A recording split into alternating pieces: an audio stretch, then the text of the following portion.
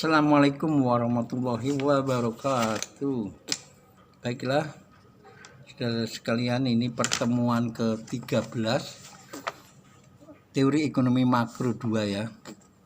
13 tentang krisis ekonomi dunia. Jadi pada tahun akan datang, tahun 2023 ini, di mana Bank Dunia meramal bahwa negara-negara di dunia ini akan mengalami krisis.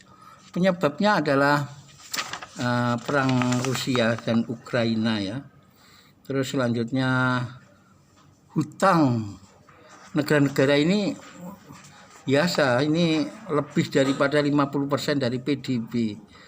Maka akan mengakibatkan krisis di negara-negara yang ada 10 negara yang mengalami krisis ya. Jadi ada 10 negara di dunia ini tahun 2023 akan mengalami krisis, yaitu Afghanistan.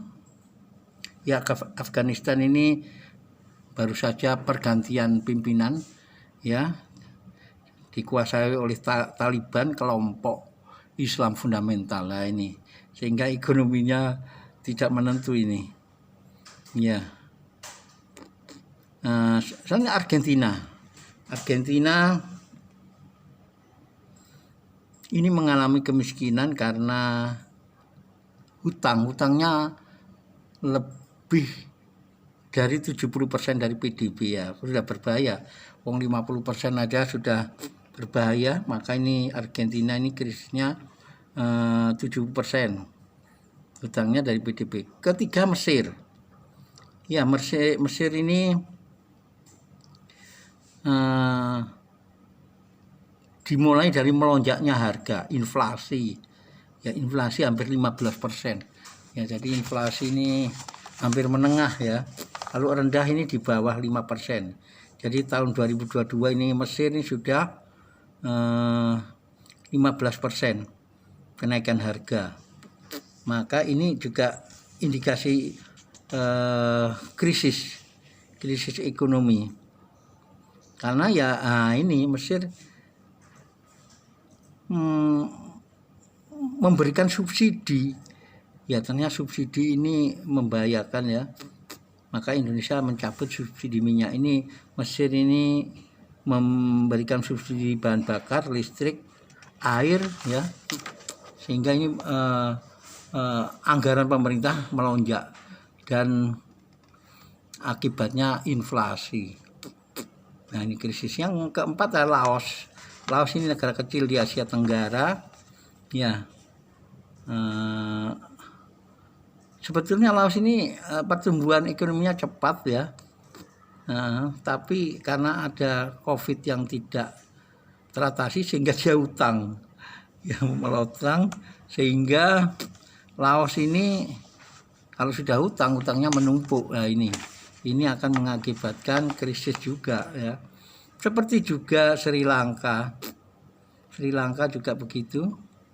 Sri Lanka setiap kegiatan ekonomi dibiayai oleh hutang, dibiayai oleh pemerintah. Sebenarnya tidak boleh ini, karena makanya harus diserahkan pada swasta ya. Ini akibatnya kalau pemerintah memberikan subsidi, termasuk subsidi ini, jadi akan mengakibatkan krisis, utangnya menumpuk sehingga presidennya lari kemarin ya. Keenam, Lebanon negara di Timur Tengah ya, nilai mata uangnya jatuh 90%. Nah, ini kursnya jatuh ya, ini karena adanya kenaikan harga energi, karena energinya ini Rusia tidak memasok, sehingga dia akan mengalami kemandekan dalam produksi ya. Jadi produksi industri. Jadi memang Lebanon negara Arab yang tidak banyak minyaknya. Memang kalau yang banyak minyaknya ya sekitar Saudi itu dan saudaranya. Saudi, Qatar, Uni Emirat Arab ya, itu banyak minyaknya, sehingga itulah orang-orang Arab yang mengalami bergelimpangan uang di situ. Tapi lah kalau Arab yang bukan itu bukan campuran, itu asli Arab, jadi orangnya putih kayak Lebanon, Jordan, Syria, ini Arabnya Arab putih ya kayak orang Eropa, itu malah minyaknya tidak banyak. Jadi orang-orang yang padahal itu orang-orang yang nomaden ya, orang-orang campuran antara Arab dan orang Badui. Ya ini kemarin lihat saja di Qatar ya, begitu rame ya. Syekh Al Maktub itu kulitnya enggak putih, kulitnya hitam ya. Tapi istrinya cantik sehingga anaknya jadi ganteng. Nah, di situ. itu negara-negara Arab, saudaranya Arab Saudi, Qatar, Bahrain ya. Nah, Uni Emirat Arab satu model orangnya ya. Pakaiannya sama ya, jubah seperti itu ya. Ya itu orang Arab yang mengalami nasib enak karena minyak yang melimpah ya. Tapi Arab yang tidak melimpah yaitu Syria, Lebanon, Palestina ya, meskipun tidak sengsara tapi ya tidak seperti negara Arab yang saya sebutkan tadi. Yang ketujuh Myanmar ya. Myanmar ini negara ASEAN ya.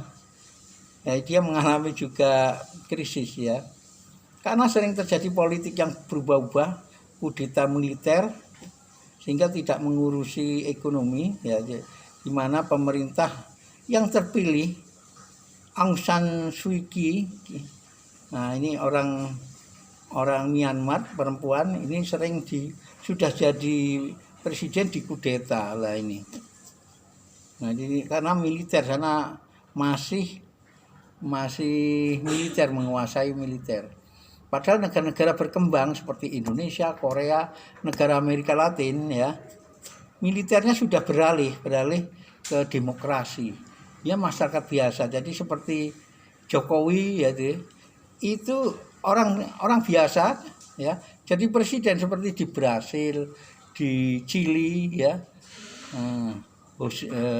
Di Brasil Presiden Lula ini dari kalangan biasa, dia sekarang jadi presiden lagi.